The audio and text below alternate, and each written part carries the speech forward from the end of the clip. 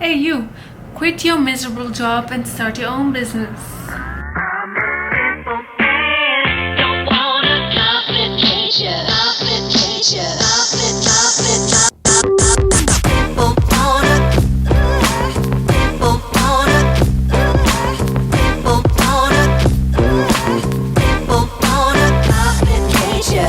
Nowadays, we all want to quit our miserable job and start our own business. Or better, travel the world and be an influencer. But let me tell you, all of this has one goal: to find your passion in life and do what you love. And there's not only one perfect way to do this. The first step is to realize how we always done things just doesn't work anymore. Today I want to share with you why the classic 9 to 5 model just is not working anymore. It's actually dead. And why you should unleash your creative potential. So in the last message I shared how the system works and why I needed to break out of it to start my own awesome future.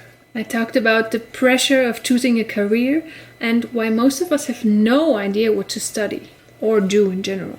It's because of that it's so important that we find our passion and put it into the service of humanity. So let's move from what to study to the next step, choosing a job. Now the serious life starts. The best thing obviously is if you already have a job secured before you even finish your studies, so the transition is smooth. Because the system doesn't want you to waste time. And wasting time for the system is basically something like going on a trip, traveling the world, taking a gap year, volunteering, or even not finishing your studies because you realize that your passion lies somewhere else.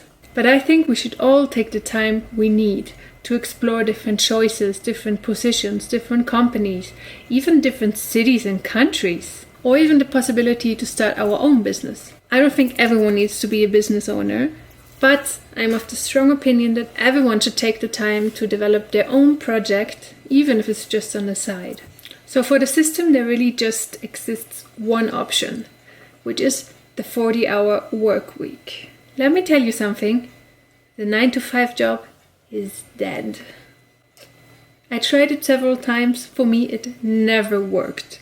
I want to give you a little insight here. I was actually stuck in a 9 to 5 job for 1 year. I was traveling before and then I was pressured by society and family to start finally a proper job. So I did. And I lasted 1 year. And what happened then? Now I don't have a problem talking about it, but before it was horrible. I got fired. In that moment, trust me, I was desperate. It was horrible. The most horrible thing that can happen, because imagine, I was a top student always. I was really the star of the family. And then I just got fired. What did I do wrong? And why did that happen to me? Let's be honest, because I was not happy and I was calling that. I actually wanted that to happen. I didn't put all my energy and power and knowledge and passion into what I was doing because I didn't like it. I didn't like to be stuck in this office, to go there every single day. And I was like, why would I spend all my life working for someone else, working for the dream of someone else? What about me? So at that point I didn't have any idea what my dream was really, but I wanted to discover it at least. So now I'm super grateful that I got fired, really. Yes. But I don't want to get fired anymore now.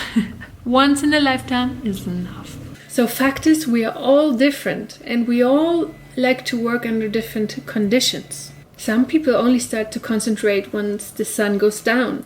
Other people wake up and work with the first sunlight. Some people need a minimum of 2 hours siesta during the day, and others even work while they're eating. Some people prefer to work 3 days like crazy and have the rest of the week free.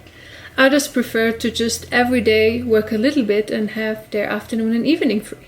And all of these are perfect. The problem really starts once we want to put all humanity under one single rule, like the 9 to 5 working days. A little historic insight on the side. Who actually invented the 40-hour work week? It was the really, really ambitious and well-known Henry Ford in the early 1900s, who came up with the brilliant idea of the 8-hour workday, because before a 12-hour workday was really pretty normal. So he wanted to attract new workers for his factory. So he came up with a brilliant plan of shortening the working day, so all the people wanted to work for him. So back then it was actually a good deed. But let's be honest, a lot of time has passed since then, and we are still stuck in the same old system. So let me share with you 3 reasons why I think that the old model is just not working anymore.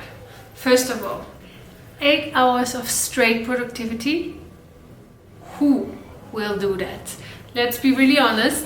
I work really well, like 3 to 4 hours in the morning. Then you have your lunch, scroll on social media, go to the toilet a little bit more often, make another cappuccino, go and check out what your colleague is doing, have a little chat, browse through the internet. That happens to everyone, right? Because 8 hours of straight productivity just doesn't work, in my opinion. For me, it never worked anyway. No, I work really well in the morning, a few hours, then I take a longer break, and in the afternoon I take another few hours, but to do another thing, to do more creative stuff, to learn things, to study things. And in the morning I use more really to do those tasks that need to be done, that need a lot of focus. And I think each one of us has a really different rhythm and needs a really different time and works at a very different time, no? The second thing is that remote work is the new reality. I mean, COVID has kind of proven it. So many people started to work from home and nothing happened. And I think it's way more comfortable, and you save yourself the transport and you save yourself a lot of time, and you can just be in your own space and design your own day. That's the beauty of it. And I think really companies should focus on the results the people bring and not on the hours. Because the hours really don't say anything. I mean, I can just sit there chilling for 2, 3, 4 hours and say, oh yeah, I worked. Or I can just work really hard and focused for 3 or 4 hours, get the job done, and then have the rest free. I mean, that depends on me, no? How focused and how fast I am. And in the end, what counts is that I have the results. No? Personally, I love remote work. Before I worked in offices. And let me tell you, my experience with that was not so great, because I felt like a little bit stuck. I felt like put into a box and now sit on this chair and just don't move, and I felt my creativity actually stuck. I felt like I couldn't expand myself. I couldn't get new inspiration. So personally, I love remote work because that means I can go and explore new places and work on different places to see, you know, what really gets me flowing. When I was studying, actually, I wrote my thesis in a cafe. Because in a cafe you have this jazzy music, you listen to the people talking, the smell of coffee, your own matcha latte next to you. And I just felt most creative there, no? Because I had the background noise and the inspiration of watching the people. When I was traveling, I was always working remotely. From the beach, in the mountains, in a hostel there, in a cafe there, in a restaurant there. It was super beautiful because I was always creative. I always had this feeling of expanding and being able to really see new things and let new things impact me. And the third thing is about creativity. I think we all need creativity to be good at what we're doing. That doesn't mean you need to work in the creative area in order to need creativity. I think creativity is not owned by musicians, artists, painters. No, creativity is something we all have and something we all need to work well. Because what does creativity mean?